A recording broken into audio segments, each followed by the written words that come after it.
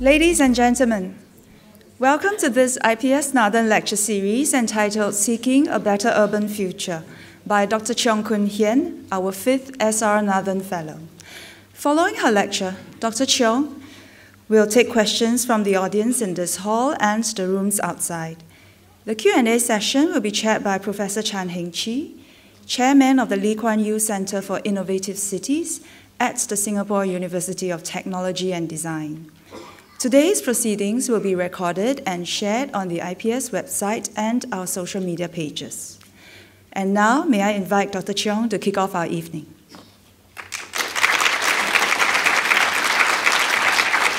Thank you. Good evening, ladies and gentlemen.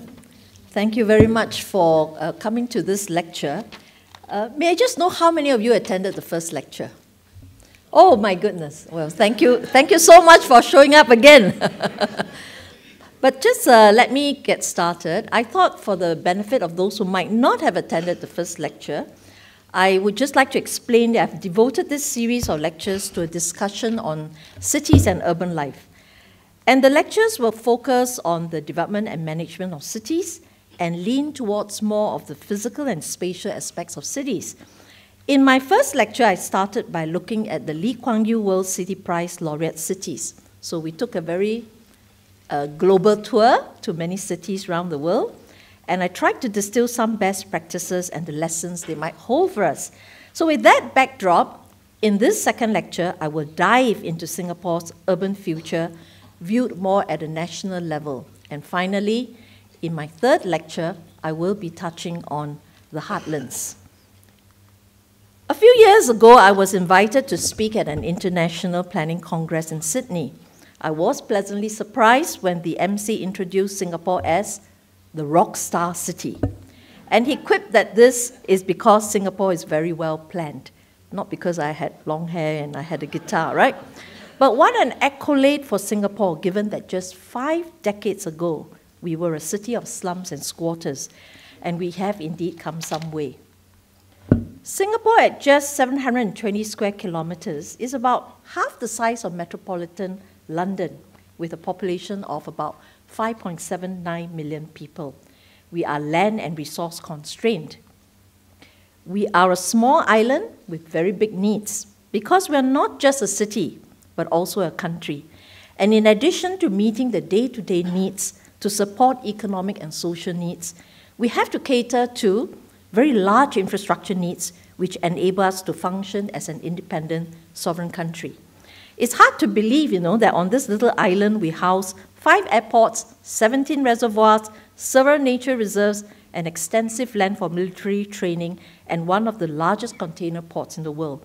And unlike London and New York, we have to provide for all these users within our city, since we have no hinterland.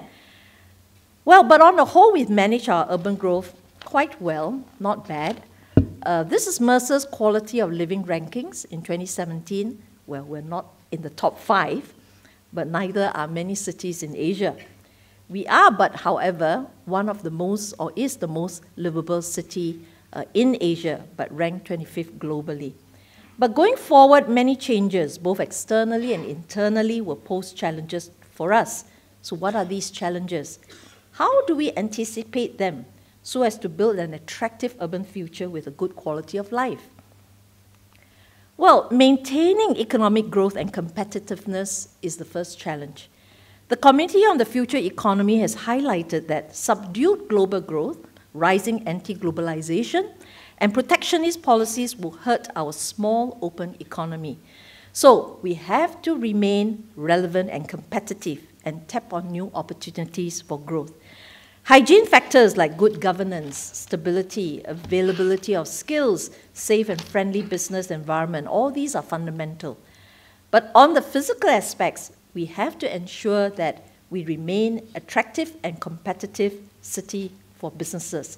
We must have adequate space, reliable utilities and infrastructure, state-of-the-art connectivity, both physical and virtual, and very high livability in order to attract investments and to grow business opportunities and to make this a great home.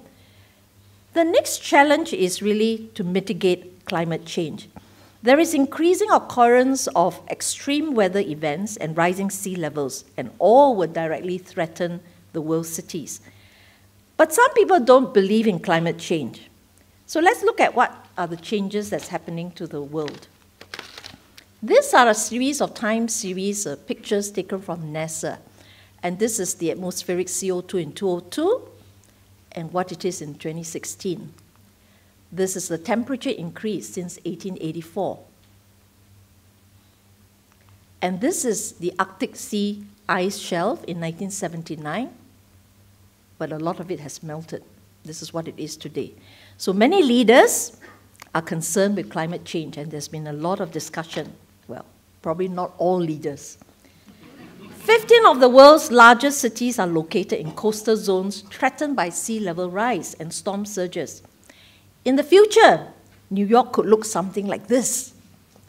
If you think it's not possible, well, look at what Hurricane Sandy did to New York recently. Quite frightening, right? Singapore is not exempted from climate change. According to Singapore's second National Climate Change Study, there's been a general uptrend in annual rainfall, and it's increased by quite a bit from 1980 to 2014. The amount of rainfall has increased. And temperature could increase by 1.4 degrees centigrade to 4.6 degrees centigrade. And the sea level could rise by up to 1 meter by the end of the century. So, what's the big deal? Sea level rise poses the most immediate threat. About 30% of our island is actually less than 5 meters above the mean sea level, and with much of the rest lying only 15 meters above mean sea level. Periods of drought can affect the reliability of our water supply. Sudden episodes of intense rain could lead to floods and overwhelm our drainage system. And a mean temperature increase of 1.5 to 2.5 degrees centigrade could affect the natural diversity of Singapore's plants and put animals to risk. Warmer temperatures mean that you can get more vector-borne diseases like dengue. And urban areas will become warmer, especially as we become more built up, and this induces the urban heat island effect and lead to heat stress. So the effects of climate change will also threaten global food security, and we buy most of our food from the world. So as we continue to urbanize, strengthening our resilience and finding solutions to protect our city from the effects of climate change become critical. Next, demographic trends. The world is getting older. If you look at this picture, from the light blue to the very dark blue, means the world is getting older. That's the 2050. Singapore is getting older too. Singapore faces the twin demographic trends of declining birth rates and an aging population. And I took some of these graphs actually from IPS. I thought they're quite frightening graphs, you know. And unfortunately, our total fertility rate has fallen way below replacement rate since 1977. So by 2030, 1 in 4 people, or about 900,000 people, will be aged 65 and above. Maybe all of us here. Double the number now. And as our population age, we need to enable the elderly to remain physically healthy, economically active, and engage with the community so they can stay independent for as long as possible. For me, because my profession is that of an architect planner, we have to design the physical environment for a more elderly society using universal design principles and helping them to be able to move around easily. Technology trends. We are in the midst of a technology revolution that's changing how we live, the way we work, and relate to each other. The new technologies, actually, they're limitless. There's so many, but I've just selected a few that impact more directly how cities are planned, developed, and managed. So first, Klaus Schwab, founder of the World Economic Forum, wrote that we are now undergoing a fourth industrial revolution. Recent advances in information and communications, such as cloud computing, sensor networking, they've all made it easier for the Internet of Things to acquire, to organize, and process vast amounts of information. The information can be used to monitor and to control urban systems and advance the efficiency and outreach of urban services. It also helps citizens to become more informed and involved and it will radically change how cities and homes are managed. Now, for example, the smart home market, Apple released its self-installed smart home ecosystem called Apple Home. And Google launched Google Home in 2016 with voice-activated smart home speakers. So when you go home, you just talk to your house or your apartment. These solutions deliver very innovative building automation and energy management systems, right? You can turn on the aircon when you're at work. You don't have to wait till you go home. Switch on the lights. And this maximizes comfort, environmental quality, and sustainability. And artificial intelligence will enable intelligent systems to collaborate effectively with people and to teach robots through machine learning. Pervasive robotic technology will provide indispensable support to everyday life in services, industry, military, construction, and medical applications. I don't know if you've seen this picture, robot hotel. I think it's in Japan. You show up and the robot greets you. Now, human augmentation technology is also increasingly used, especially in Japan, in healthcare as the population ages. Artificial intelligence will dramatically transform the way we live, work, move, play, and we need to be ready for such a future. The future of mobility. Digitization and real-time information will make vehicular traffic more efficient and allow an unprecedented monitoring of urban mobility. We have autonomous vehicles, not just cars, but they will transport goods and people more efficiently and safely than manned vehicles. Each new autonomous vehicle is projected to replace the 10 cars, some people say 14, thus alleviating road congestion. And if they are electric vehicles, we can reduce the use of oil and attendant greenhouse gases by 71%. So this is the dream. We can read the newspapers while the car self-drives. And maybe even our dog can take the wheel. So that's the dream, right? Now, airborne vehicles are also being explored in several countries. Okay, so this is your favorite pet. Airborne vehicles are also being explored in several countries, and in 2016, Amazon famously patented a flying warehouse to dispatch drones from the sky. So imagine you're watching a football match and you order a hot dog, and the drones come down and deliver that to you. So, another recent patent they proposed is a hive-like fulfillment center for drones. These multi-layered warehouses will occupy less land and optimize urban areas. Unmanned area vehicles can be programmed to deliver items such as food and medicine to homes, maybe even pizzas. They communicate with the power grid. They can gather information about traffic, flooding, and other very helpful information. And drones facilitate last-mile delivery and may lead to a blurring of line between retail and logistics space by holding warehousing and delivery functions. Drones could one day be used to transport people too. In fact, Uber is partnering NASA on its flying taxi project called Uber Elevate, which they are aiming to trial in Los Angeles, Dubai, and Dallas-Fort Worth in 2020. So such new technologies for movement will require us to rethink. How do we plan the city? Can we free up more road space? Can we reduce the number of car parks and repurpose them for other uses? And urban logistics will transform with AV trucks, delivering goods at off-peak hours. Maybe no more trucks on the road when we drive, or take our AV car. On the other hand, there could be potential congestion because there are lots of last-mile smaller deliveries arising from e-commerce. So in addition to roads, we may now need to set up new regulations and pathways for drones to fly safely in the city. Now, if we think that all this is just a dream, let me just show you this. Before Amazon even talked about the flying warehouse, people were already experimenting with this. Example, before aerial package delivery entered our social consciousness, an autonomous fleet of flying machines built a 6-meter tall tower composed of 1,500 bricks in front of a live audience at the Frac Center in France. And several years ago, they started to fly with ropes. By tethering flying machines, they can achieve high speeds and accelerations in very tight spaces. They can also autonomously build tensile structures. Skills learned include how to carry loads, how to cope with disturbances, and in general, how to interact with the physical world. So it's quite real. Technology-enabled platforms like smartphone and websites will also make possible what is now called an on-demand or sharing economy. These platforms can match supply and demand in very accessible and low-cost ways, and they create many new ways of consuming goods and services. For example, Airbnb, we're all very familiar with Airbnb. They facilitate the renting out of homes for transit stay. They now have 150 million guests, and of course, all this threatens the hotel and hospitality sectors.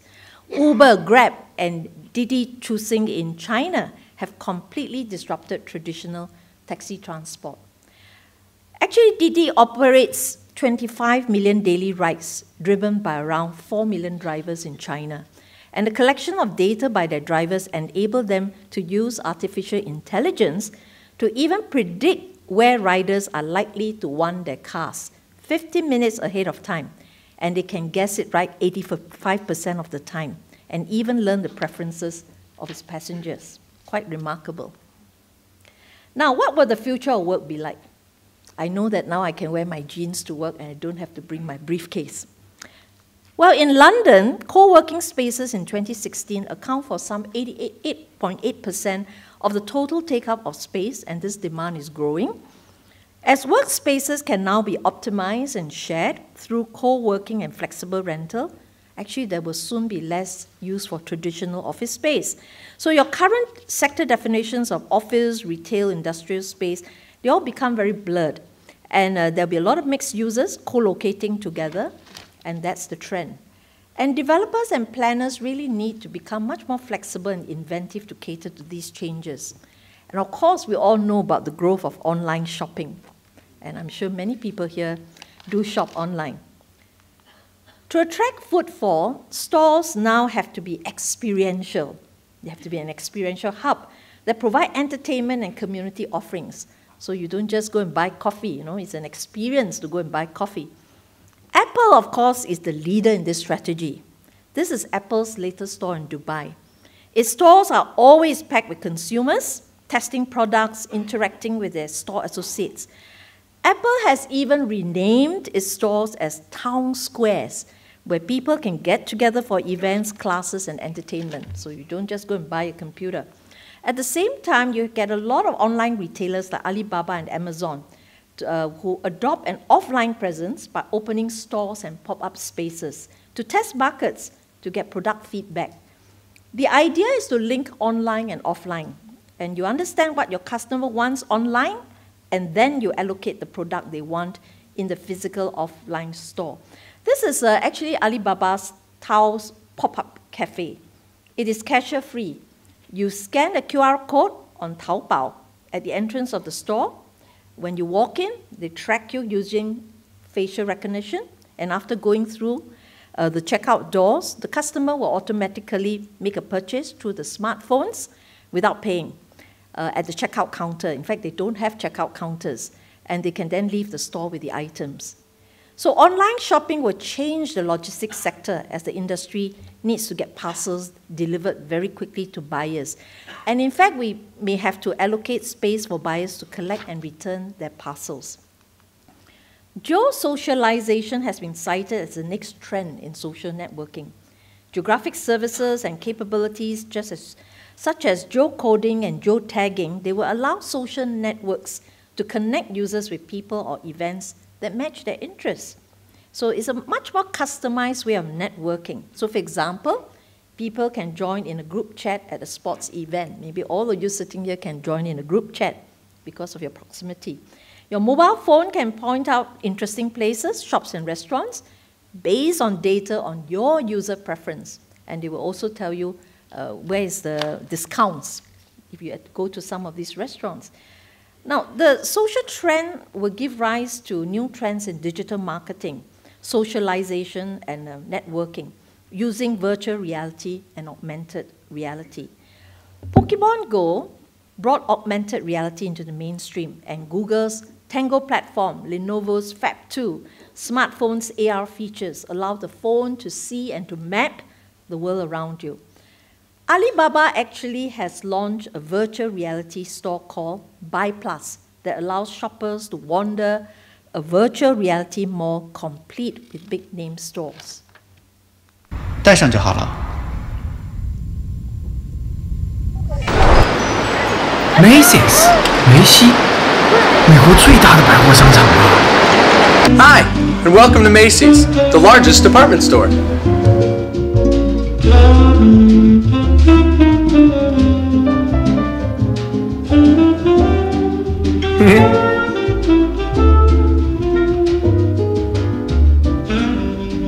这个包蛮有趣的，材质也不错，买一个送我女朋友吧，国内都没见过。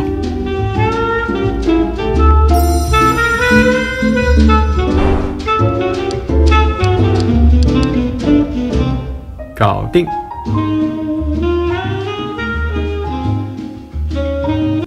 So he has a very happy girlfriend, and he can shop at Macy's while he's in China. So such technology really further reduced the need for people to shop in a physical store. Well, from a social perspective, all this social networking actually require planners to redefine who your neighbor is, because you really have to think of new ways to build and to bond communities, because it's virtual, right? So these trends are all converging on Singapore. What should be our urban response so that we can continue to be livable, resilient, and dynamic? In this lecture, I'd like to raise some issues for us to think about. And I appreciate that many of these issues are already being studied by the various government agencies. But by highlighting more holistically many of the ongoing efforts and through a sharing of ideas, I really hope to contribute to a greater awareness of what it takes to better anticipate and prepare Singapore for a better urban future. Where are we today? I highlighted in my first lecture that successful cities have all shifted away from this traditional blueprint plans to a very long-term strategic planning approach. Well, so have we. Long-term planning is critical for Singapore to ensure that we have sufficient land to meet our development needs. We have very little room to make mistakes. We now formulate concept plans, which are strategic plans with a long-term perspective of 40 to 50 years. And such plans focus on the strategic broad strokes rather than details. They safeguard land for all the major land users, especially for transportation, and is meant to support our growth in the future. The concept plan is reviewed roughly every 10 years to keep pace with changing needs, and so far we've done 4 concept plans. In 1971, 1991, 2001, and 2011. So we've done 4, and I'm sure URA is looking at the next one currently. The concept plan is then cascaded to a statutory detailed master plan. It has a shorter time horizon of about 15 years. And the master plan maps out the detailed land uses, much more detail, all right? It gives you the plot ratio, density allowable, and it's reviewed every 5 years. And you need this plan. It's legislated because it provides transparency and certainty, particularly to businesses, and it levels the playing field for everyone because everyone knows the plan. And there are also many phased medium plans to work out so that it helps decision makers make the necessary trade-offs between competing land users, and it helps us to prioritize our infrastructure investments. The formulation of the concept plan is actually a very complicated exercise and requires a whole of government effort to develop such a plan. So you have many inter-ministry committees formed, and the recent formation of the Prime Minister's Office Strategy Group is also timely to better identify and coordinate the whole of government priorities early and to translate them into policy plans. So this whole of government effort is critical because there are a lot of trade-offs to be made, because more land resource for one use means less for another. So going forward, what might be some of the strategies we can consider for our future? So let me just raise some for consideration. Singapore is in transition into early middle age. I call it early middle age. As our island becomes more built up in the next few decades and we have no hinterland to expand into, how can we secure land for future development once most of our land is used up? Well, I would like to introduce the idea of what I call the adaptive life cycle planning. a concept of creating a virtuous cycle of land recovery, thus enabling the constant rejuvenation of Singapore for future generations. Let me expand on this concept. Similar to many cities, as we become built up over time, we are left with more brownfield rather than greenfield sites. And we will have to progressively shift into an urban redevelopment or regeneration mode. As an island city-state limited by our territorial waters, available land for new development will come mainly from recycling existing land and properties. So given this, perhaps our long-term planning horizon should be stretched beyond the concept plan 40 to 50 years to even 100 years. I have a lot of URA colleagues here listening to this. Some may say that this proposal runs counter to the need to be flexible in a very uncertain world. But I would argue that life cycle planning would stretch our imagination and open us to future possibilities. Because if we think sufficiently long-term, the fixed constraints today, even large existing developments like airports, they will be sufficiently depreciated in the longer term to allow for many major moves in our plans. And this will capture opportunities for potential redevelopment beyond the economic and useful lifespan of existing buildings and infrastructure. Nothing lasts forever. And by doing so, we can secure land for rejuvenation to meet the needs of future generations. So it's important to take this longer-term view, because by taking a longer-term view, it also means that we can factor in the investments, which will be costly, for infrastructure, so that we can build up our fiscal resources over time. We have time to save and to build up resources. And of course, these plans have to be dynamic. They will have to change and respond as and when we need to. Our system of leasehold land is a key enabler for such land rejuvenation to take place. For example, industrial land, which are generally 30 to 60-year leases, can be recovered when their lease ends, and the land can then be reused to meet new needs and to support new economic thrusts in the next cycle of the lease of the land. This is not new. We see many successful examples in the world. In my first lecture, I talked about Bilbao and even London. There are examples where port land which are no longer needed are being redeveloped for new commercial, residential, and cultural uses. So is London. I think those of you who are familiar with the London Docklands, they've been building for the last 3 decades and continues to be rejuvenated. We are also relocating part of our port after some 50 years.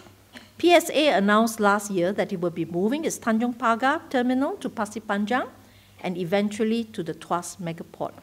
And this shift will eventually free up much of the southern waterfront for future development, for residential, for housing, commercial users, leisure, recreational, social users.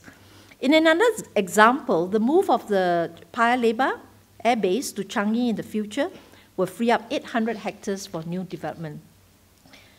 These musical chair moves are an essential strategy for rejuvenating our physical landscape. But to make changes to these spatial patterns, we have to plan well ahead of time. And a few large pockets of land need to be safeguarded to initiate these big moves. So this is the new Tuas megaport when the final port moves there. Next, being adaptable, what does that mean? It means that we should factor in modularity and flexibility into our plans because the future is very uncertain. Even though we have safeguarded a large tract of land in Tuas for our port, for example, it could be phased. You don't have to build everything all at once in case the demand for port activities, as seen here, do not pan out as we envisage. So you don't really have to build it all at one go.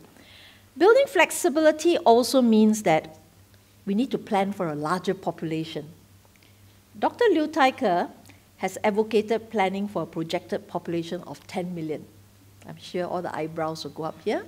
He has supporters, he has detractors, and he's generated a lot of debate, his view. Well, whatever it is, there continues to be much discussion on what might be the appropriate population figure. I think this largely depends on whether we can find very innovative urban solutions which can safeguard our good living environment and the level of acceptance by people. But regardless of public sentiments, I speak as an architect planner, It is wise to plan scenarios with varying population size because it will help us to anticipate the types of infrastructure that will be needed, the type of densities we should build on available land, and to work through the many difficult trade-offs in competing users for land. If the population growth does not materialize, well, we have a happy situation of having more land buffers set aside and more choices in the use of land. Next is about developing no regrets, land and infrastructure. When the future demand is so uncertain, how do we provide hard infrastructure which once built just cannot be changed? Well, one strategy is to plan for and invest in selected no-regrets infrastructure upfront, even if it might result in some redundancy and sub-optimization. One example is the MRT rail network. Planning for more rail lines in anticipation of a larger population would enable us to safeguard land for the rail corridors before the city gets more built up. In fact, this is not new, Our long-term planning approach has actually enabled us to safeguard many of the land corridors for many of our MRT lines since the 1970s. That's why you can get your MRT. So sizing up front for a larger capacity is another consideration, because once the capacity of a railway line or MRT is specified, any change becomes very, very extremely costly. Another example is land creation. Where possible, we should build up a land bank, because in Singapore's context, more land is better than less land. An illustration of very good planning foresight of my predecessors is the reclamation of Marina Bay since the 1970s. And because they reclaimed the land, it alleviated the growth pressure on the existing city.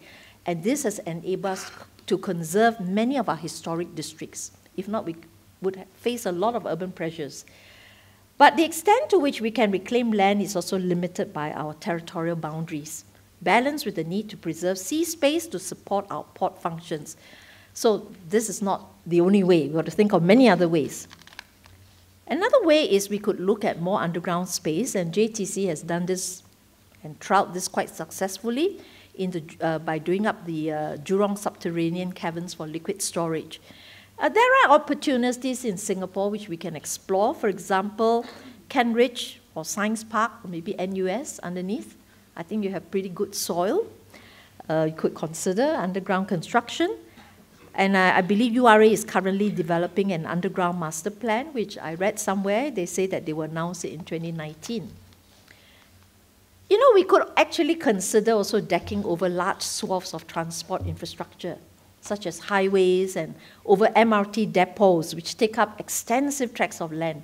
There are many successful examples. This is a beautiful park in Dallas called the Clyde Warren Park. It's actually built over a highway, if you look carefully. The highway actually runs underneath. Beautiful park, much beloved open space in the city.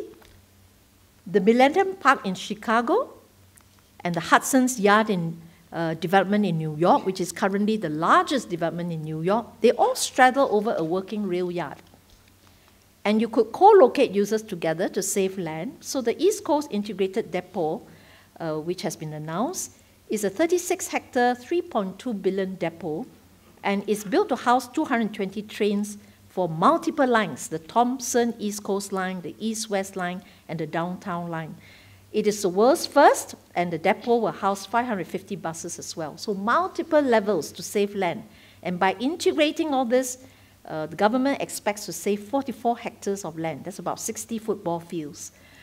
So quite something to think about. The strategy is really about using capital and technology to overcome our limitations in land. Of course, it's easy to say, because the challenge is to find the right economic model to justify these very expensive investments. Having said that, it doesn't mean we can't do it, because I remember when I was developing Marina Bay, we managed to make a strong case to sink the Marina Coastal Expressway underground, because it would free up a lot of prime land and further enhance land value, because more land can now have direct access to the waterfront. So planners need to be extremely innovative to think of very strong economic arguments to create this type of land. Now, being adaptable is also about building in more flexibility to zoning regulations. Again, when I was developing Marina Bay, we introduced the white site. What is the white site? white color, what does it mean?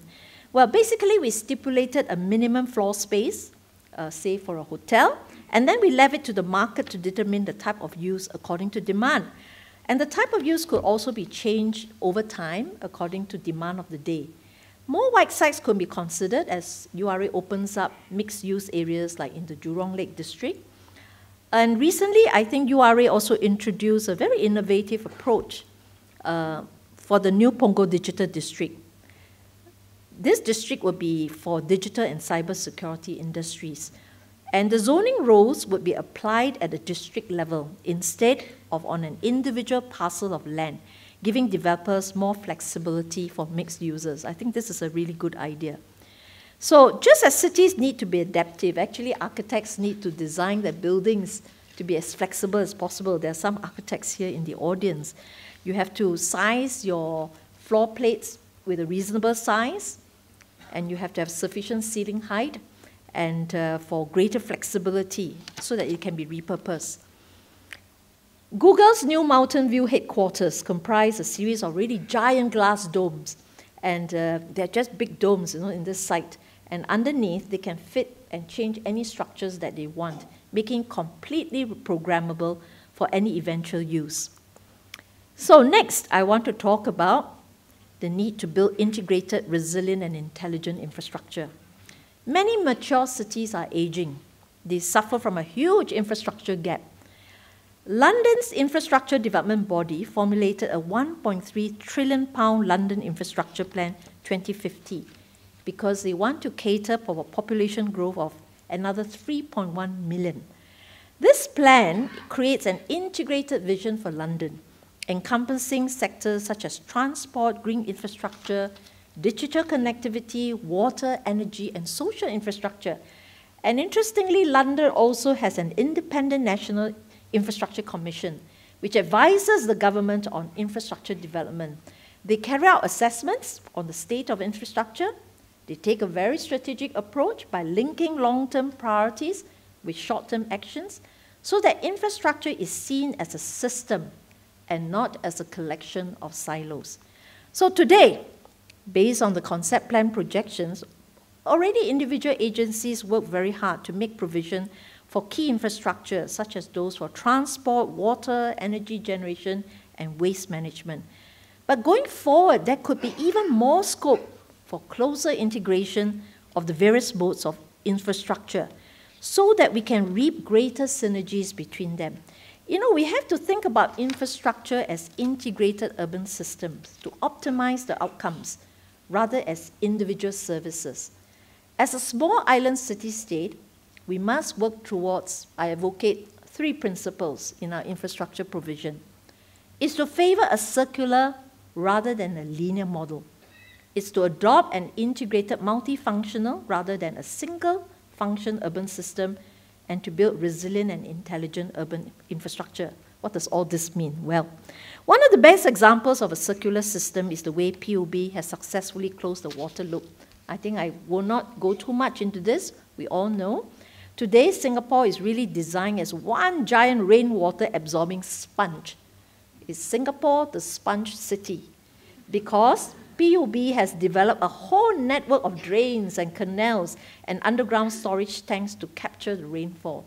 And after that, what do? Through the introduction of the deep tunnel sewage system, PUB captures all used water and is recycling it into new water, most of which is used by industry that it requires very clean water. Perhaps we should have served clean water, new water outside. It's a tip for IPS. In our stormwater management, we have started to green our grey infrastructure. What do? Because we convert concrete canals to absorbent green spaces and wetlands for flood mitigation. Of course, the most famous example is the Bishan Ang Mo Kio Park. And HDB is turning a lot of the parks and ponds in Bidadari and Tengah into ponds and using greenery to hold back water discharge after heavy rain. That's the subject of the 3rd lecture. And in addition, all these plants actually help you to clean the water before they're discharged into drains and reservoirs. And actually, as a result, you can reduce the cost of water purification. So our urban infrastructure must act as a network of elements, all right, multifunctional, very important for us. Just to give you an example, this is Rotterdam. Certain neighborhoods are as low as 6 meters below sea level, and they pioneered the construction of facilities like parking garages. They become emergency reservoirs. Its dikes at Dark Park are integrated with other land users, such as a shopping center and a parking garage, enabling the integrated facility to build one of the largest roof parks in Rotterdam. So on top of all this is a 1.1 kilometer long roof park, much loved by the city.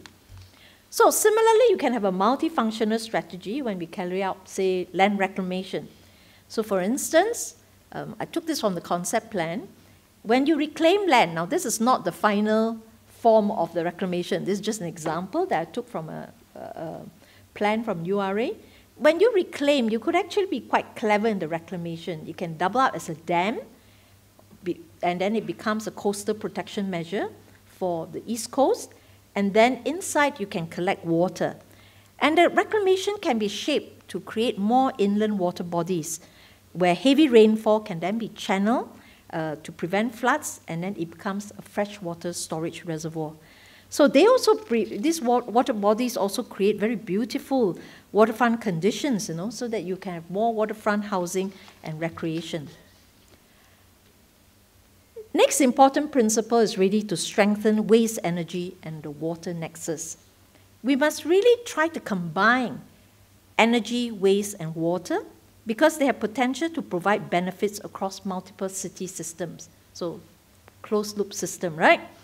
This is Hammarby in Sweden. I don't know how many have visited it. It's a beautiful little town. They reuse waste heat from wastewater, and they also adopt extensive use of solar panels to generate energy. The biogas derived from sewage is used for cooking. So they have a promotional campaign which features the tagline, "From toilet to omelette." I love this tagline. We have to think of a better tagline for ourselves, right? Yeah, we love that. Haven't tried the omelette there yet, but right. So although PUB can recycle used water, but it actually takes up a lot of energy. So we haven't quite closed that loop, right? So how do we solve the energy problem? Well, in the latest PUB-NEA collaboration, they've done a really great job. They're embarking on a 9.5 billion project, and it comprised one part, PUB's Tuas water reclamation plant, and they co-locate with NEA's integrated waste management facility. So essentially, the electricity that is generated from incinerating the trash at the integrated waste management facility is supplied to the Tuas waste reclamation plant for its operations. And the reclamation plant will purify the used water, which is transported from the deep tunnel sewage system into new water. And at the same time, the dewatered sludge from the Tuas water reclamation plant, they burn it. And when they burn it, they generate electricity and energy. Okay, so food waste and water sludge then will be co-digested through a process called anaerobic digestion, where the microorganisms convert the waste into biogas to enhance the overall thermal efficiency and electricity production at the integrated waste management facility. So quite a wonderful twinning of the two facilities together. The combination of engineering and data would enable a much more intelligent approach to infrastructure. We have advances in sensors, controls, and software to increase intelligence and transparency, providing the right information at the right time for informed decisions. With artificial intelligence, we can move beyond normal monitoring of services, towards predictive maintenance. You can even predict whether a facility may fail before it fails. I'm going to talk about that in my third lecture in greater detail. And with the new technology, there's more integration. Information can be shared across systems and organizations to eliminate silos and to optimize performance. Now, today, Singapore's infrastructure ecosystem is efficient, but maybe there's room for it to be fully optimized. The above linkages I gave as examples between various infrastructure systems suggest that there may be merit to consider the development of a national infrastructure plan. And this ensures that our long-term plans are supported by timely infrastructure, which takes a systems approach. And such a plan would help to further identify opportunities to synergize the various urban systems: food, energy, waste, water, transport, greenery, and to close the material and energy cycles to create a circular ecosystem. Next point is about delivering well-managed and livable density. We have a growing population and living densities will increase. But we need not fear densification if it is done well. Denser and compact cities use less energy, they are more walkable, they help make public transport options, waste disposal and management services much more viable and efficient to operate. So for example, it's more viable to run an MRT here than in Los Angeles, because Los Angeles is sprawling, that's why everybody drives, it's in the suburbs. You can't run a rail line, it's not viable. So this is not to say that we densify without thought. It's about very deliberate and good spatial planning and good design strategies. And you can continue to make a city highly livable. So how to create livable density? In Concept Plan 1991, we actually already started adopting a decentralization strategy called the Constellation Concept, where we decentralize a lot of the commercial growth from the city into other areas so that you don't congest the city. Otherwise, everybody goes to work only in the city. So as a result, you now have things like Tampines Regional Center and many of the commercial centers like Novena or Paya Lebar.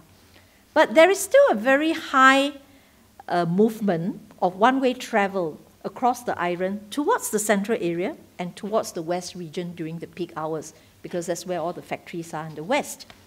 So URA and LTA are stepping up decentralization efforts. And then as we have more housing in the north, in Woodlands, in Punggol, in Jurong, you can actually spread more of these centers out. And especially now that we're going to have the high-speed rail terminal in Jurong Lake, URA is looking into building a new major western commercial node. So this decentralization will continue, but it also frees up a lot of land in the central area when the port moves out to Tuas, and frees up a lot of land for other new developments. We really have to rethink the way we move around, our urban mobility. We have all along adopted a transit-oriented approach by encouraging the use of public transport. Actually, Singapore was one of the first cities to put in place measures like the COE, right? Electronic road pricing to moderate car growth. So we were very advanced, considered very advanced. But today, nonetheless, roads still take up about 12% of our land, almost as much as 14% of land use for housing. That's a lot. And to keep increasing the car population is just not sustainable. In fact, our private transport mode share is high at 34% when you compare to Seoul, which is 23%, Tokyo, 12%, Hong Kong, 12%, where most people use public transport. So LTA is, of course, have to set a target, and they are trying to change the public transport mode share to increase it to 75% by 2030. So we must pursue really alternative modes beyond the car. In an interview in 2017, Ford's CEO Mark Fields, note Ford, this is Ford, he said that the future of cities has almost nothing to do with cars. Imagine the Ford CEO standing here and saying that. I think I'll lose my job. Well, the real problem, he said, is how to prepare for a future in which people prefer to get around using all different modes of transportation, driverless cars, ride-sharing, train, bus, bicycle, and on foot. So for Singapore, we are also pushing towards a car-like society. The idea is to shift increasingly to what we call mobility as a service, rather than all of us owning cars individually. And LTA is piloting car sharing and AV cars to yield greater efficiency and safety. And car parking supply has already been tightened, particularly in the city core.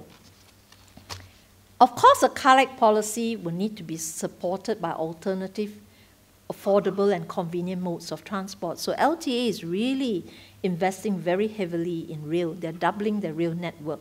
And they've also already added on a larger fleet of about 1,000 buses. And for example, if you look recently at the LTA North-South corridor, the design of this North-South expressway will have dedicated bus lanes and a cycling route. In fact, all the cars will be pushed down, and they give priority to, the vehicles will be underground, and they give priority to buses and to cyclists. Well, we will still be developing many kilometers of cycling just to promote car light and to make it much more pedestrian-friendly and walkable, and for cycling as an alternative mode. And in 2017, LTA passed the Active Mobility Bill to allow the use of bicycles and personal mobility devices on public paths. And of course, now we have bike sharing. Now, I know it is really still early days to conclude whether cycling will take off in a big way and whether we can get the cyclists, the pedestrian, and the drivers to coexist harmoniously, right? But in the meantime, we will continue to build cycling networks to try and make it as safe as possible. To further reduce congestion, there's also a need to explore sustainable urban logistics. JTC is looking at incorporating a central distribution center at the Jurong Innovation District, where goods are stored and handled, and they have a dedicated road network for the delivery of goods to companies. This is being designed and built, and I think it will be quite state-of-the-art when it's done. Now, the government is also looking into an island-wide federated parcel locker network to ease the last-mile delivery challenge. Many of you buy online, and the goods get delivered to your home, right? But that may not be the most efficient. I built HDB estates, and actually it may be more efficient to have parcel lockers underneath the blocks where people can go and collect their parcels. So this is what it's about. And even NTUC has this thing called the click and collect locker. And the locker comes with refrigerated storage to keep your milk and cheese cold. Don't know about the fish. We'll have to ask them. And there is likely to be an increasing use of unmanned aerial vehicles. All right? For example, Airbus Skyways project aims to provide efficient, seamless delivery of small parcels via drones across NUS. So next time you come, you may see drones flying around. Now, all these initiatives actually require us to think about cities in 3 dimensions, no more just on the road, you know. We have to find safe pathways and landing for the UAV and regulations to ensure safety. So NTU is actually developing a traffic management system for drones called the Traffic Management of Unmanned Aircraft Systems. They have air lanes that are designated by using what they call virtual fences to reroute the drones around restricted geographical locations. And you might have heard that One North will be designated as Singapore's first drone estate. And in anticipation of more drones, Singapore has introduced the Unmanned Aircraft Public Safety and Security Bill in 2016, which aims to regulate the use of drones with a clear set of rules. So next is about building a city of greenery and water. I think there are lots of parks in Singapore, you know, and I think our M parks and our agencies have done a pretty good job. There are 360 parks and counting. We have urban parks, we have nature areas, we have the new Jurong Lake Gardens, which will be the first national garden within the heartlands. So I'm very happy with that. And we're always constantly creating the illusion of space. This is how you mitigate density. Now, I am the illusionist too. When I was in the URA, right? We had these few hills, you know. Mount Faber was one of them, and Kent Ridge, leading to here. And on their own, they were very tiny parks. So we say, so how do we create virtual space? So we decided to link up these parks with very beautiful bridges like this. And we designed these bridges, we linked up the park, and suddenly you have a very long park because it's a few kilometers. Otherwise, it's just a little park, say, in Mount Faber. If you haven't gone onto this trail, please do so. This is a short advertisement. Beautiful bridge. I love this bridge. And of course, the rail corridor will soon become another well-loved space. I'm very excited about this. And in my first lecture, I talked about the High Line. Actually, the High Line is very short, you know, but the rail corridor is several kilometers. And if we develop this, you just imagine, you could link the rail corridor with many attractions and historic areas, maybe even the best hawker centers in my HDB towns, and food havens, biodiversity areas. It will really be a very creative way to expand our leisure space multifold in this very small island.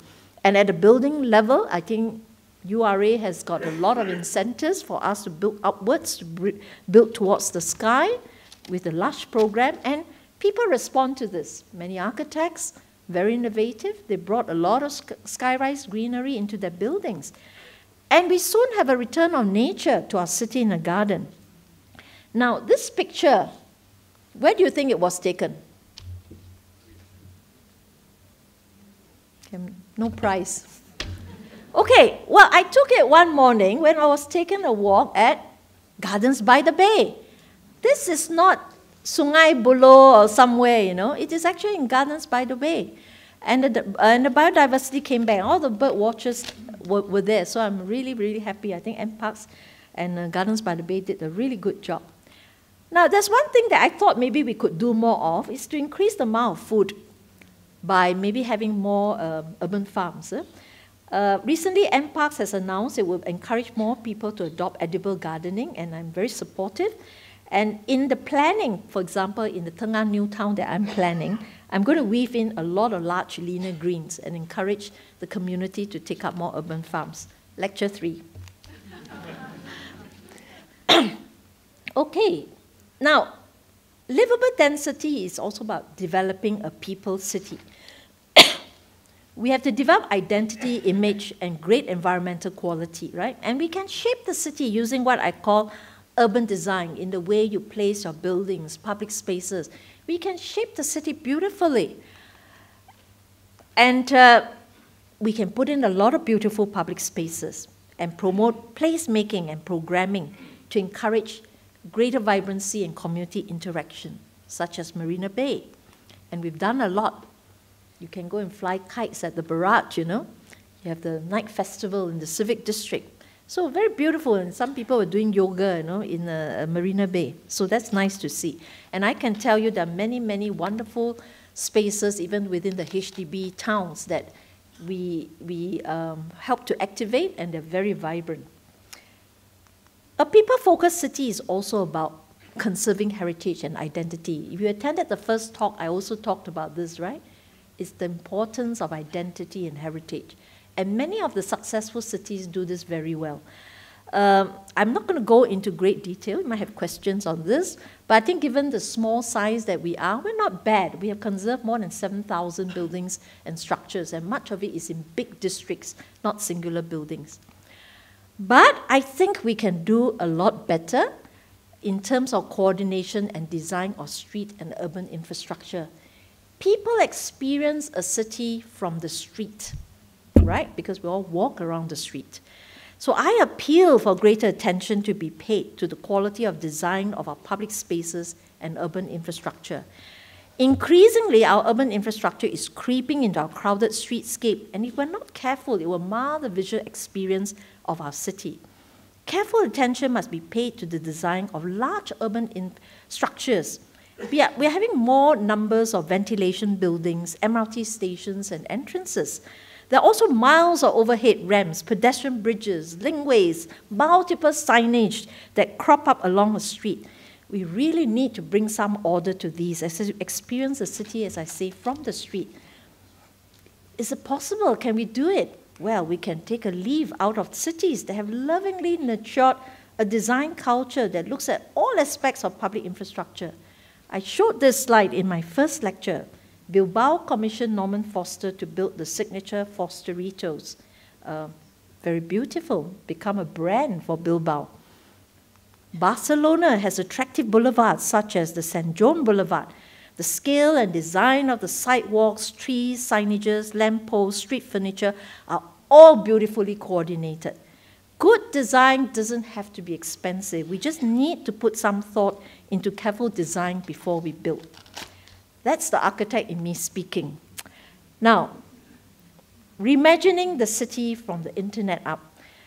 in a recent visit to New York, I met up with Sidewalk Labs. This is Alphabet Company's smart city incubator.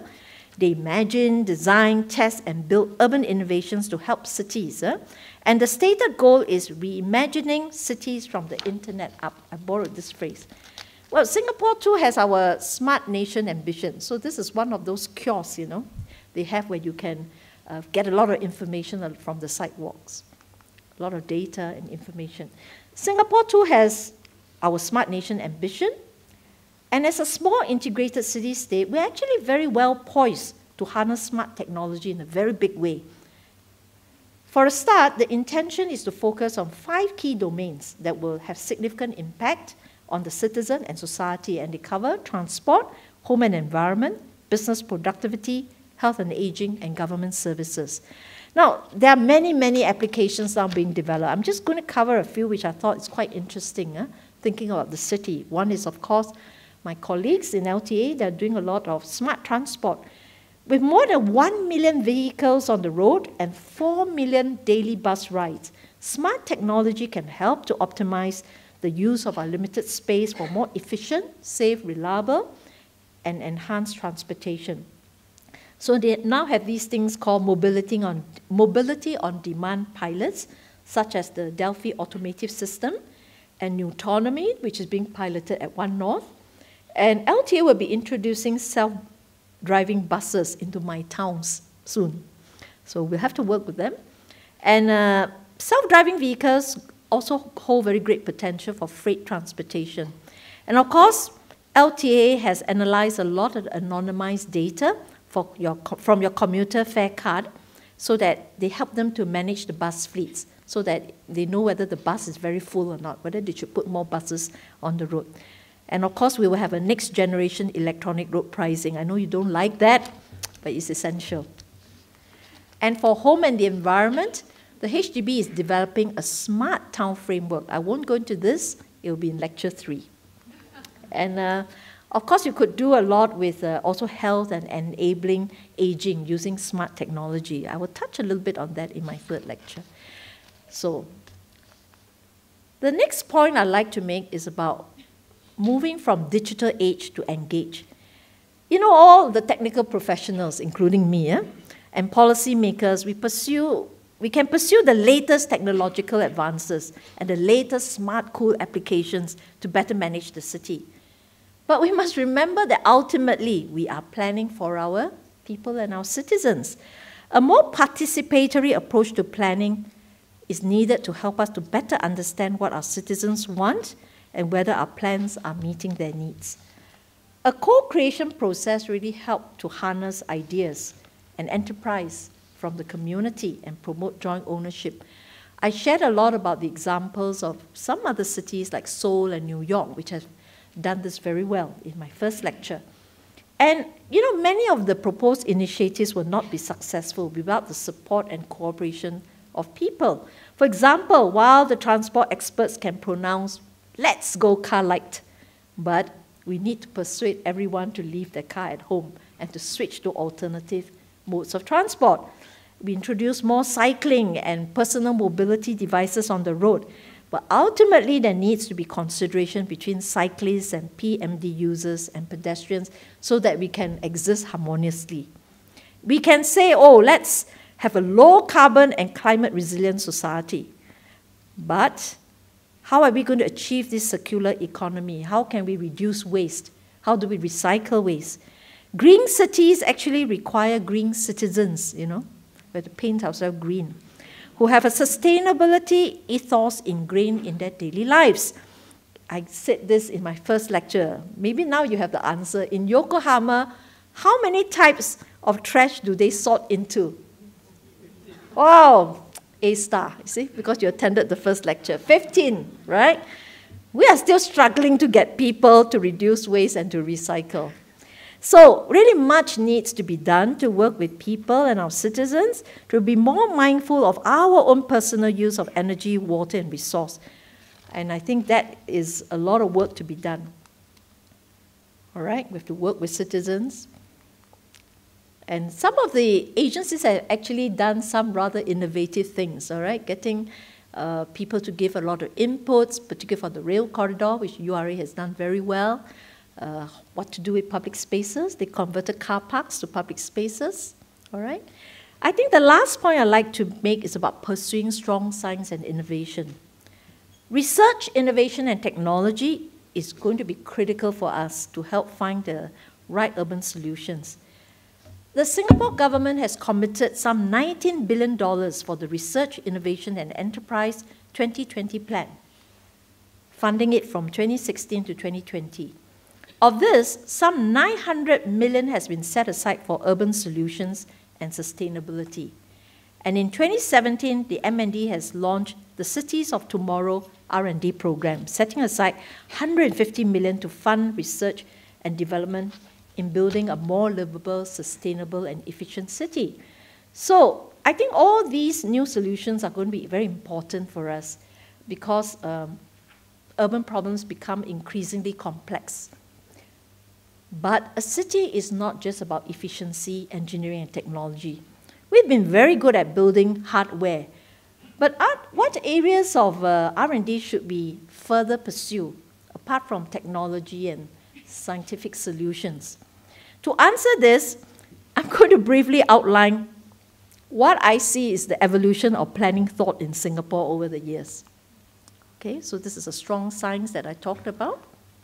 First, we started out as a garden city, and this was largely influenced by those who know Ebenezer Howard. That's his idea. We wanted to be a garden city, and it was really a reaction to very pollutive environments after the Industrial Revolution. And subsequently, we were influenced by modernism ideas led by architects like Le Corbusier and his ideas of high-density towers. Actually, HDB is a very good example. And then the city is viewed as a machine. And then you have things like zoning regulations and functionality. This is how it came about.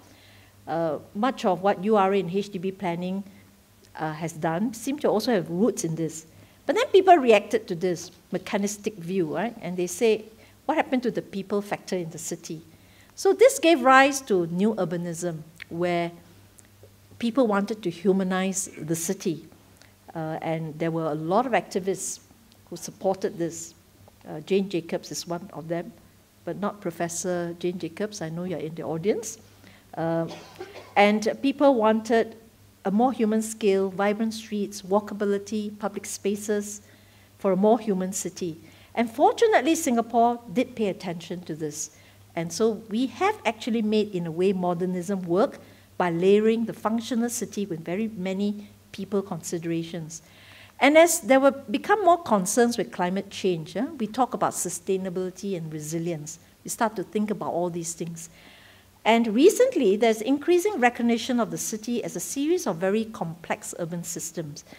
This requires us to understand how each urban system and infrastructure relate to each other, especially when I was talking about how do you get cities to think of itself as systems. This is necessary if we want a resilient city, so that we don't want a single point of failure. You need to understand how systems are all linked to each other. Now, in a recent discussion I had with a group of very eminent experts on how we should develop and manage cities, one of them made a very important point. He's actually Jeffrey West, who was the past president of the Santa Fe Institute, who is a real expert on complexity science. He said this: we must avoid the hegemony of infrastructure. What does that mean? It means that cities should not only be viewed as machines with a focus on efficiency and cost effectiveness through only engineering technology-based infrastructure solutions. Cities must be developed with a view towards clear societal goals and outcomes, such as achieving a good quality of life, building communities, and building a sustainable environment. Technology and infrastructure solutions are only enablers that should be framed within such goals. So our research agenda should put people at the center and include things like behavioral science and social studies so that we understand the factors that could affect or drive human behavior. So, for example, to guide the development of future transport plans, you really need to understand why people travel in a certain pattern, right? and why that is linked to the choice of transport. If you want to build livable density, you must then ask what motivates and influence well-being, both spatial and non-spatial. What type of activities and what types of spaces are more likely to encourage better use and interaction? And beyond traditional data, we must shift, which users say census and surveys. We need to shift towards harnessing big data, which we can collect through whether it's a mobile phone, social media platforms, and sensors, so that we can actually get better insights and understand people and to plan, design, and build better for them.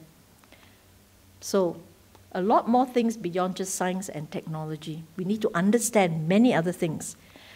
And these are all enablers. So, we are in an exciting time where over the next few decades, there are many extensive development projects. They're all lined up. And these projects will give us many opportunities to test out new planning ideas, urban solutions, and technology. Well, given our small size and the availability of abundant data, we're actually in quite a unique position to lead in developing holistic solutions. And I want to say that we must dare to dream, and we need to dream audaciously. I'm old-fashioned. I believe in vision, you know. Without vision, you don't know where you're going, and you will not get there. And our ambition should not be limited by our size, because we have shown previously that we can be excellent. A city isn't gauged by its length and width, but by the broadness of its vision and the height of its dreams. So this is important. With thoughtful planning, strong science and technology, and an innovative spirit, Singapore can continue to transform and shine as a rock star in urban solutions. Thank you.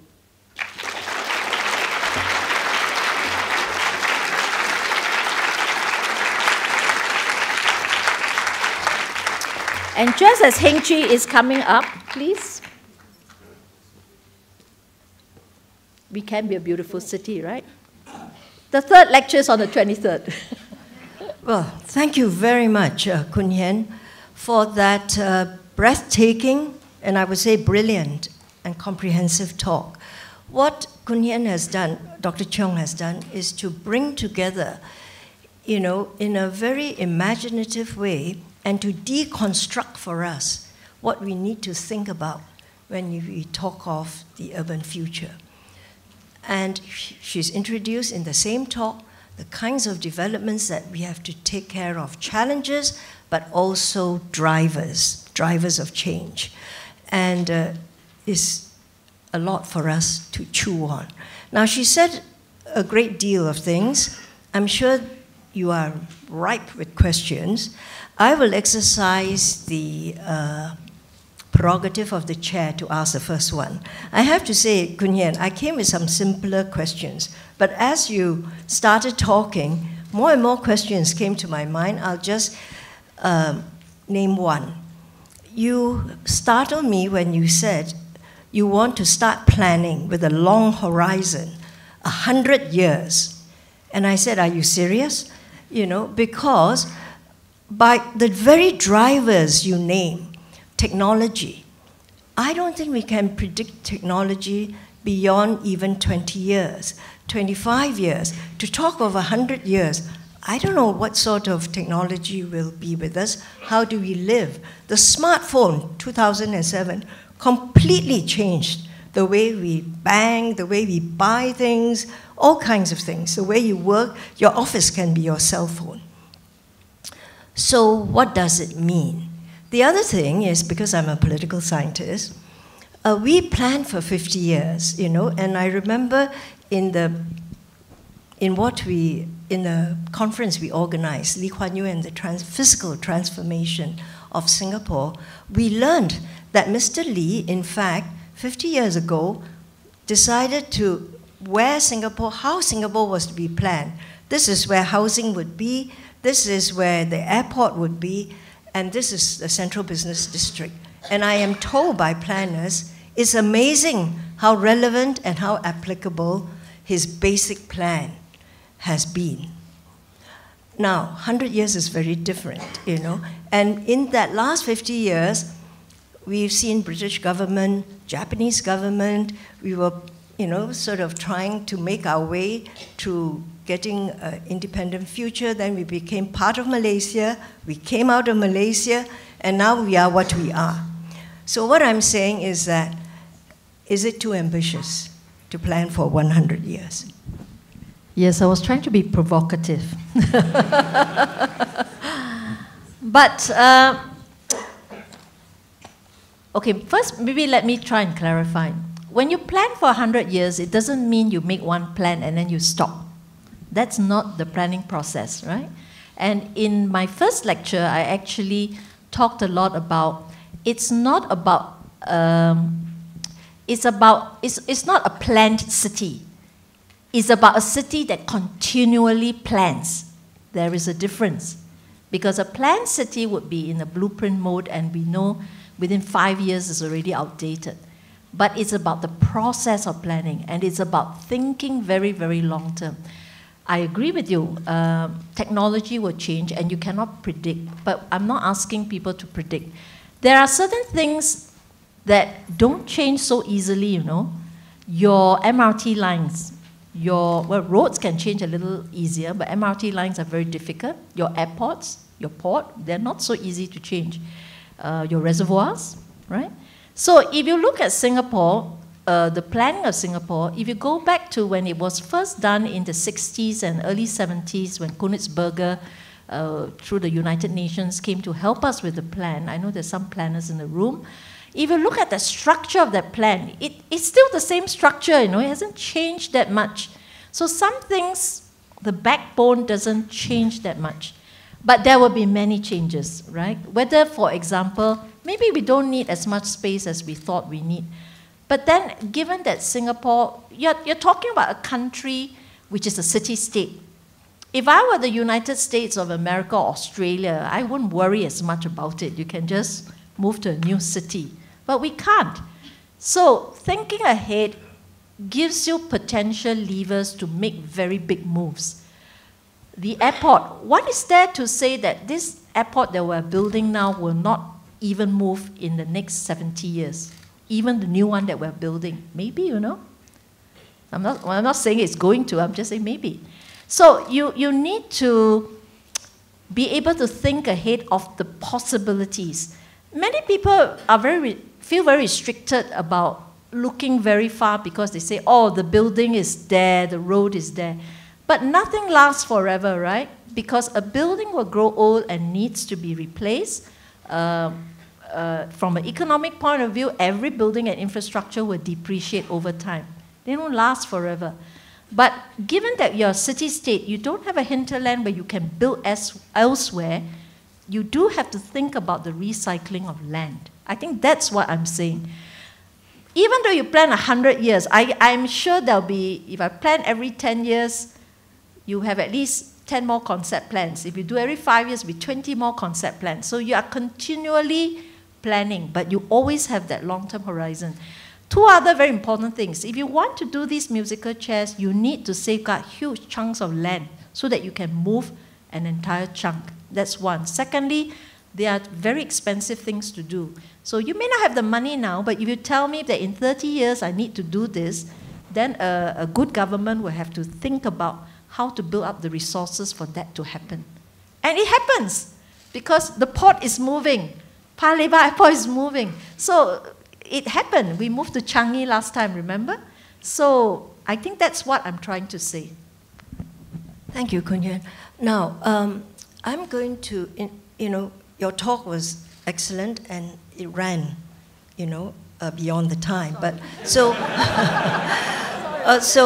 and we didn't feel it, I should add. We didn't feel the length of it.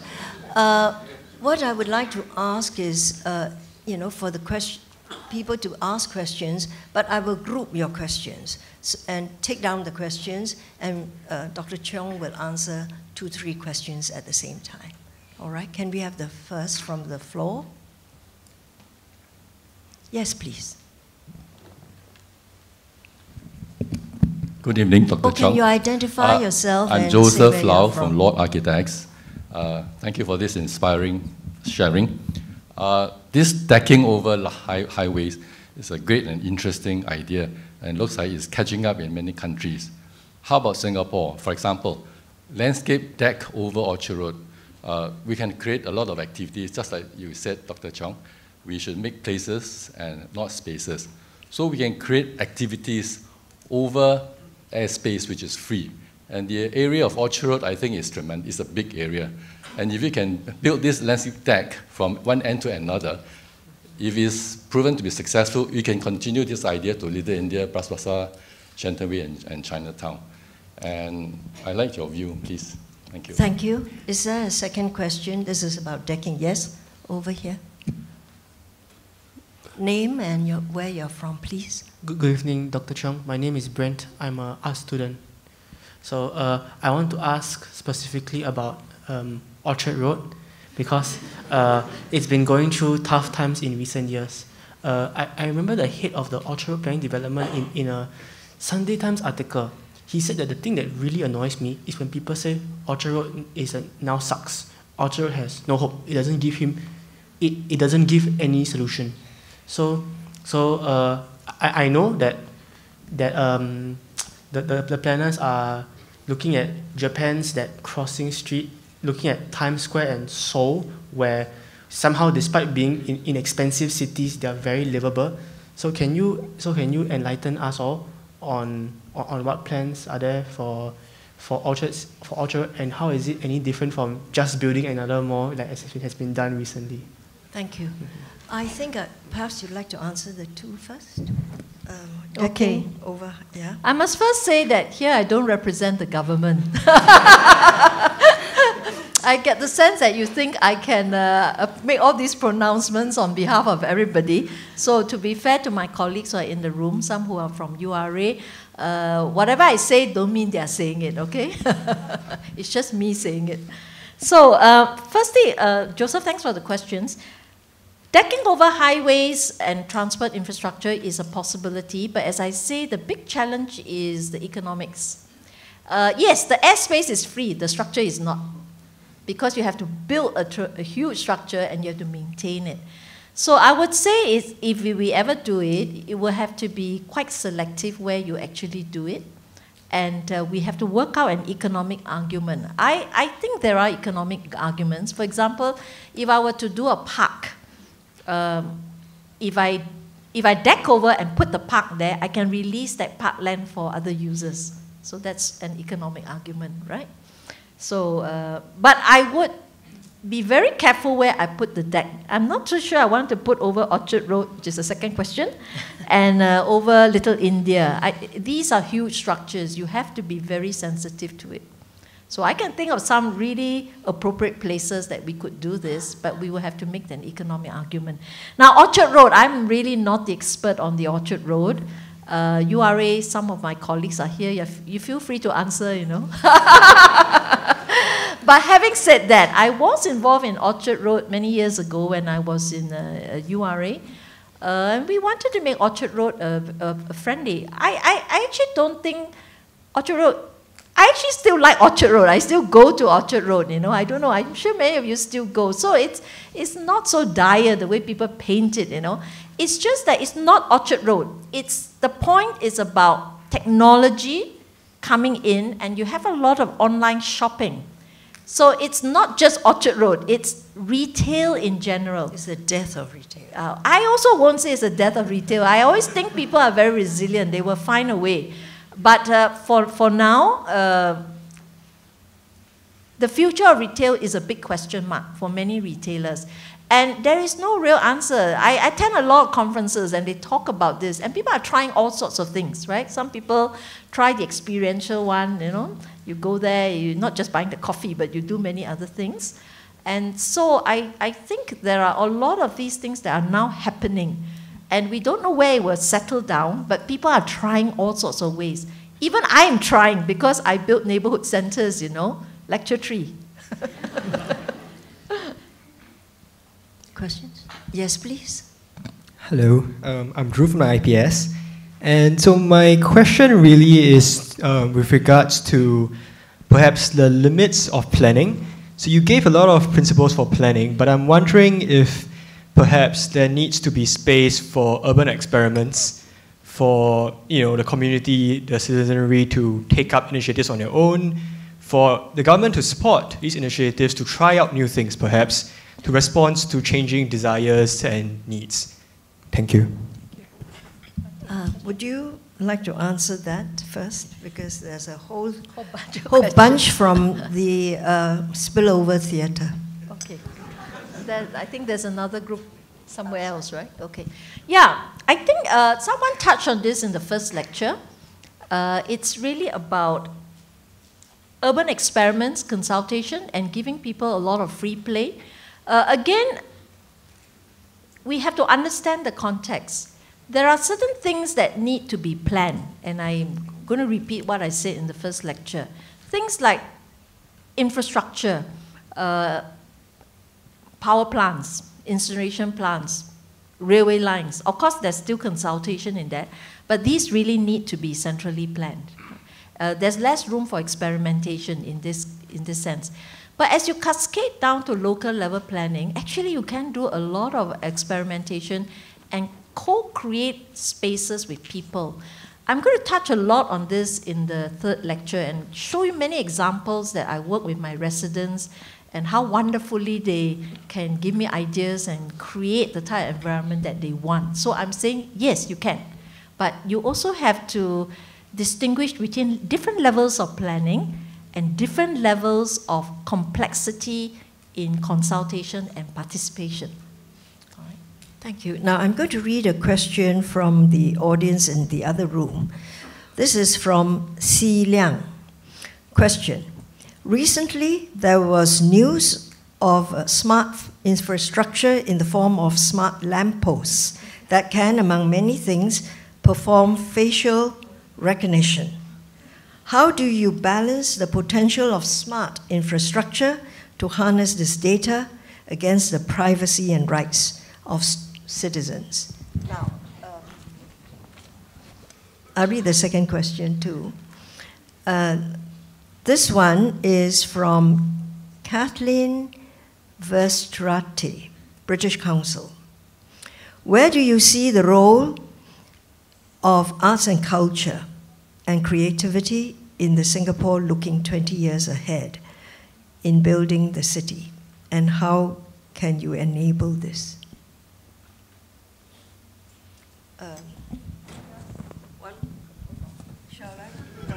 They're all different, you know.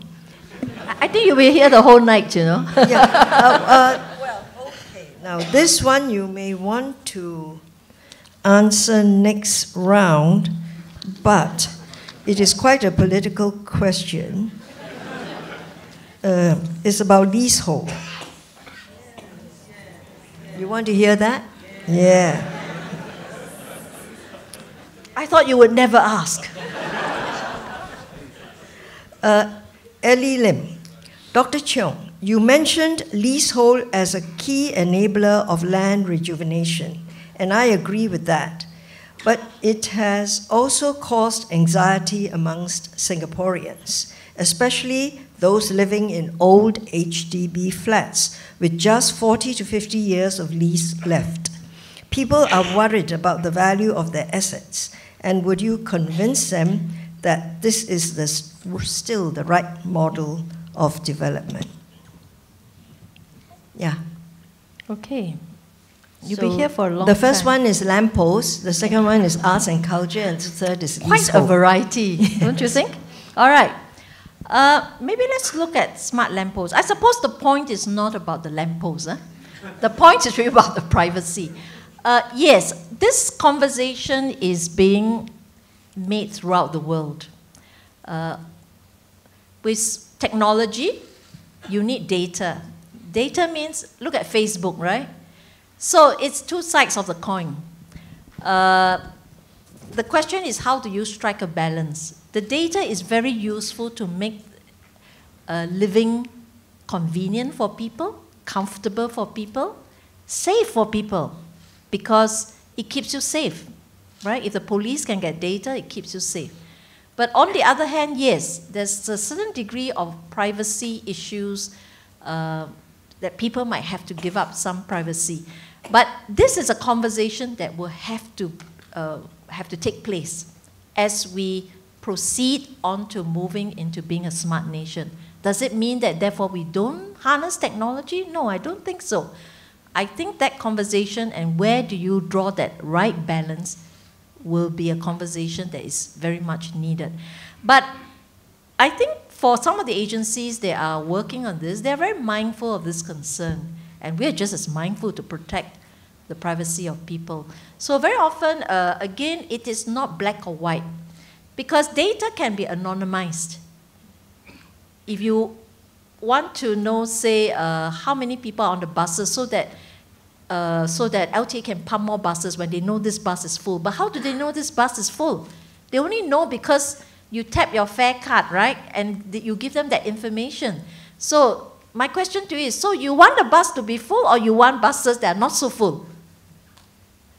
You have to let LTA have the data so that they can put on more buses for you. So it's both sides, right? What do you want? If you want the convenience, you need to allow them to have that data. But that data is anonymized. But for the smart lamppost, I must say I don't really know what is going to be fitted there.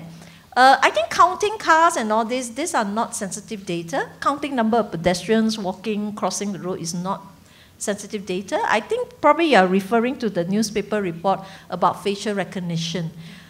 And that one, I can't answer on behalf of the police. But the reality is when we all watch the movies, right, and you want to catch a crook, what do the police do? There are all these cameras in the city, you know, New York, CCTV, and they look for the guy. So it's not just Singapore, right? It's everywhere. But it keeps the city safe. So these are the issues that we, as a nation and a society, will have to debate it and make those decisions. Okay? Now, what was Arts and culture. Arts and culture. Yes, Kathleen, right? Yes. Kathleen, I'm a strong supporter of arts and culture, particularly during my time in URA. I think we have come a long way. I must say earlier on, maybe several decades ago, when it was pretty much in its infancy, we didn't have such a strong arts and culture scene. But as a planner, I must say that I worked very hard to protect a lot of the heritage and the arts buildings. And I'm so pleased that I think we have a much richer environment. For example, the National Art Gallery. So beautiful. I tell you, when I go there, I'm so happy. Why? Because I was working to try and have that building repurposed and to renovate it into such a beautiful gallery. In fact, I was on the jury panel. So I must say it has brought a totally new dimension to our lives, right? I'm a strong supporter of the Esplanade. But of course, in arts and culture, it is not cheap to do. So again, it's always about resources and the amount of money that you actually can give to arts and culture. But I must say in the last 2 decades, we have really moved on this. And I think a lot of us enjoy what is there today. But they need patrons. Arts and culture don't mean that you put the building there, nobody goes to the museum and all that. It's pointless, right? So it needs patrons, it needs supporters like all of us. Okay, the leasehold question. Let me see what was exactly asked. Oh, is it the right model? Okay. This is the right model, yeah. All right. And people are feeling anxious. Yeah. Understandably. But let me try and put it in context. In the light of the lecture, in fact, I expect you to ask a question like that when I talked about leasehold, but I wanted everyone to understand that Singapore's limitations. And my interest as an architect planner is to bring Singapore into the future, right? Singapore S100, S200. Given that you are a small place, how do you ensure that we have facilities and housing for our children, our grandchildren, way into the future? So in a way, the leasehold land enables us to recover the land for another generation. So that's the overarching umbrella that we're thinking about. Now, next step. HDB flats are sold at 99-year lease. In fact, HDB flats, you get the full 99-year lease, unlike private developments. Did you know that? Okay, you don't know, better check your home. 99 years is meant for a home, and it's enough for 2 generations. Okay, it lasts you for 2 generations. It's a long time. And for most people, by the time they live in it after 1 generation, in fact, they can monetize the home. And there are many ways to monetize today, right? You can sell the larger flat and you can buy a smaller flat. I built a lot of smaller flats, which a lot of my elderly love, because they really don't want to maintain such a big home. And with the money they put back into CPF is enough, and you buy CPF Life. So there are many ways to monetize. If they want to stay in their own home, they can do a lease buyback. I buy back some of the leases, and then we make sure you keep the lease that will last you the lifetime, the length of your life. And another way of monetization is people rent out rooms in their home. And there are people who actually sell off and then go and live with the children. But okay, some of you may not want to live with the children. You can buy other smaller flats. So there are many ways of monetizing within the period of the 99 years. And you must remember that actually their children will go on to buy an affordable flat from me. Correct? Now, how do you make sure they can buy an affordable flat from me? Eventually, you have to recycle the land. Do you understand? So I'm trying to paint that broader picture. And there are actually quite a lot of ways to continue to monetize. 99 years is a long time. Can I just ask a tag-on question, Koon Hian? How many homeowners live in the same flat throughout their lives? Because surely they would have sold it to somebody else, made some money, bought another apartment. The next person, when they buy it at a much lower, shorter lease, will pay much less money. So it's not like they lose the money completely. Yeah? Wow, see a lot of comments. They don't believe it. They still pay a lot of money. They still pay a lot, is it, for the apartment? No, I think that's where... Oh, now I'm stirring the pot. No, there's a mixture. There are quite a number who still live in their own flats. There are also a lot who monetize. Actually, Singaporeans move house a lot, compared to, I think, people in overseas cities. I don't have the statistics here, but I think there are quite a lot of people who do sell and then move on to something else. So the point really is about making prudent choice. Prudent choice is very important. You should buy a flat, as you say, it commensurates with the lease. The price you pay should commensurate with the lease. And you should buy a flat that will last you your lifetime. So I think these are prudent choices that you probably need to be sure you are making. Right? Ariel, can I go on still? Another 5 minutes. Sorry, we'll keep you for 5 minutes. There's a lady waiting to ask a question. Yes. So you have this question. Hi, good evening. Dr. Cheong and Professor Chan. My name is Sylvia Lee, not from any organization. My question is about livability and lovability of a city. I think Singapore is greatly livable, very functional, everything in order, things work. And I think for a city, it's a balance between lovable and livable.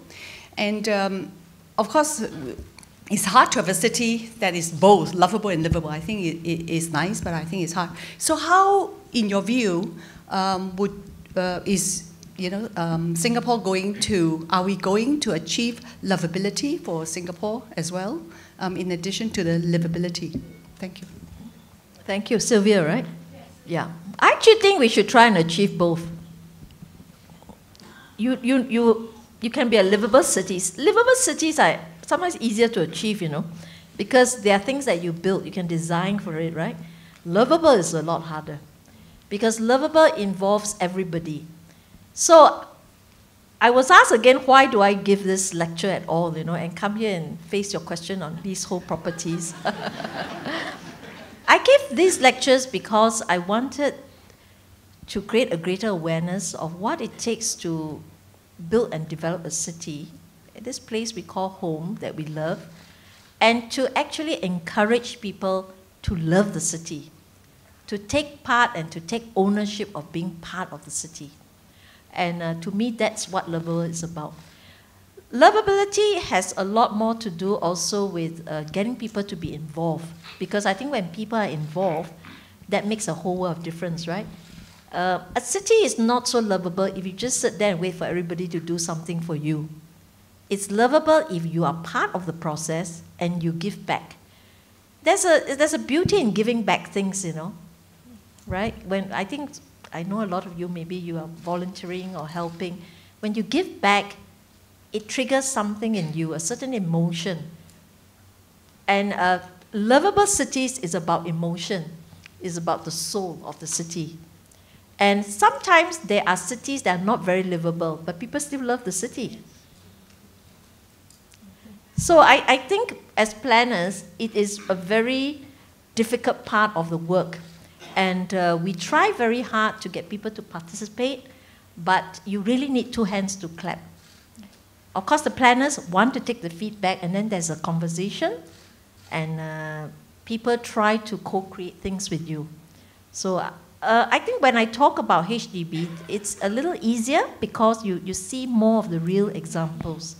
But many of the agencies have, over the last maybe 2+ decades, been trying very hard to do better engagement. We are learning. In my first lecture, someone asked, what do you think we can do better? I say, actually, we need to learn how to engage better. Well, we're not quite good at it.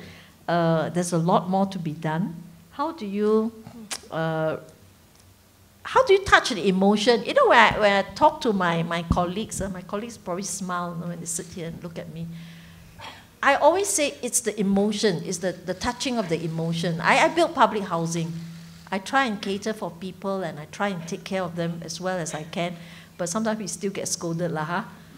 But it's the purpose and the meaning behind the job.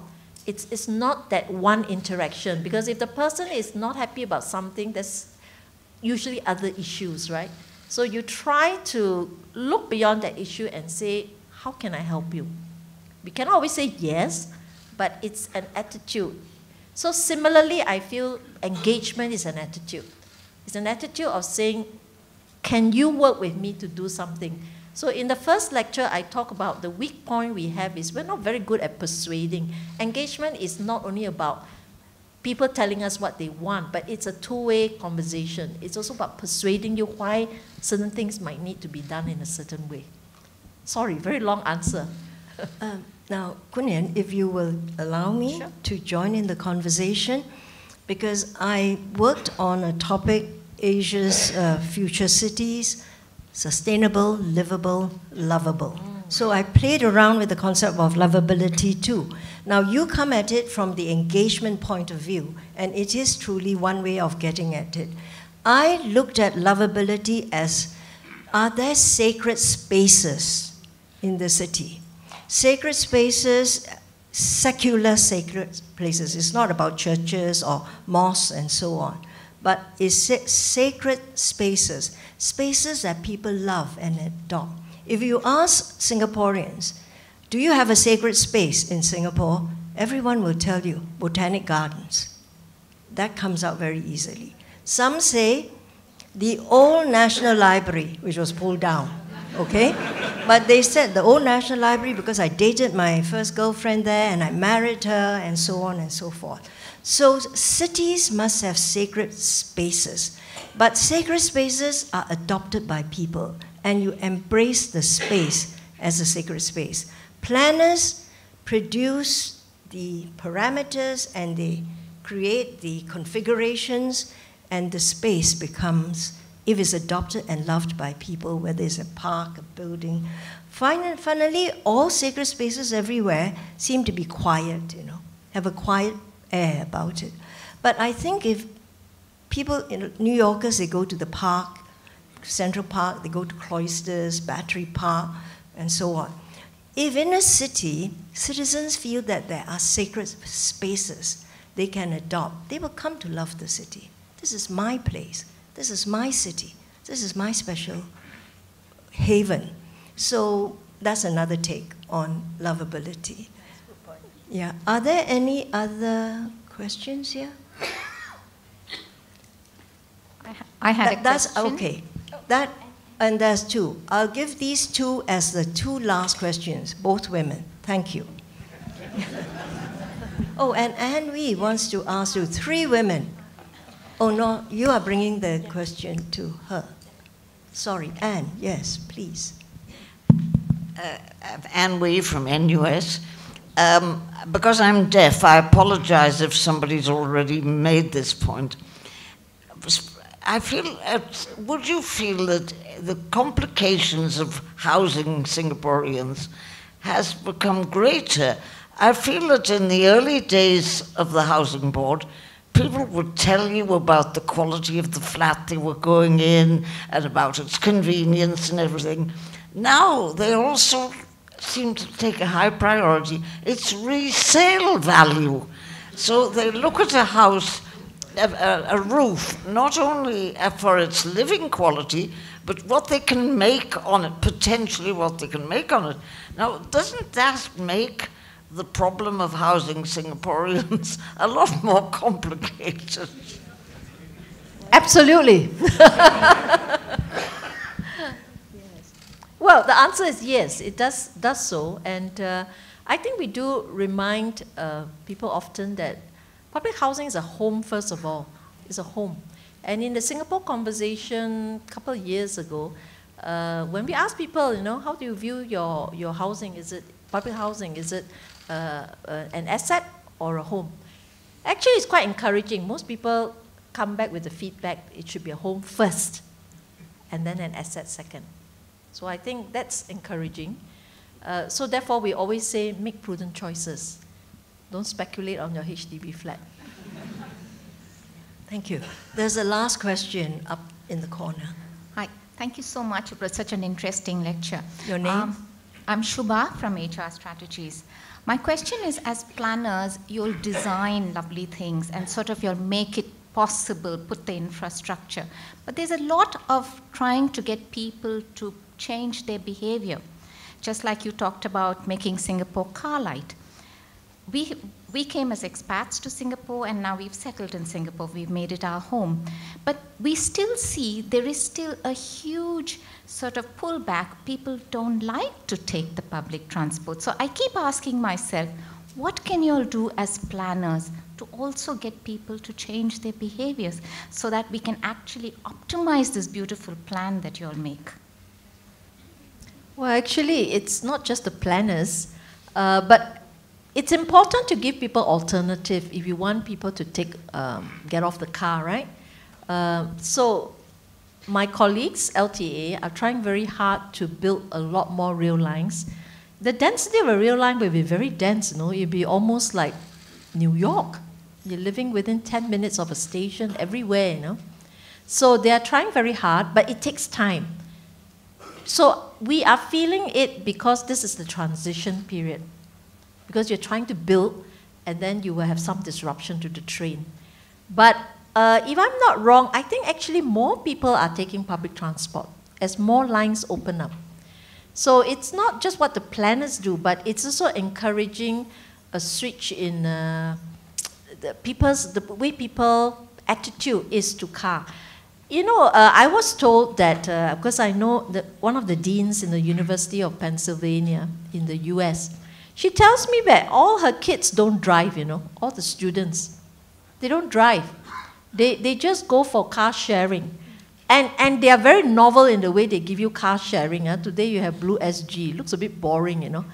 But in UPenn, she told me that if I'm a guy and I want to date somebody for the night out, you know, and I order an EV car, I can come in different colors, you know, even polka dots if you want. So if I'm a lady, I want to order a pink car. So what is the car sharing companies are so novel in the way in which they encourage you to get off the car. So again, technology, and as I was giving you the example of China, TT, they can predict where you're going before you even call for the equivalent or for the Uber or Grab. So technology helps. So it's about last mile. So there's a lot of work being done on making the last mile easy for you, the train. That's why they say use bicycles. So frankly, every time I go home, I see people cycling because they drop off at the MRT station, they take the bicycle and they're cycling home. That's the last mile.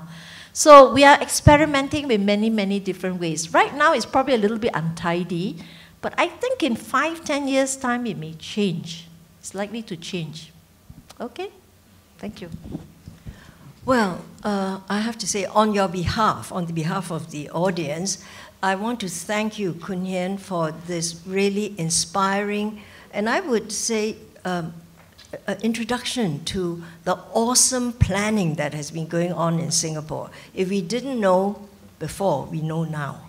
You know, and thank you very much. They've been totally engaged, and you've had a lot of questions. Please thank us.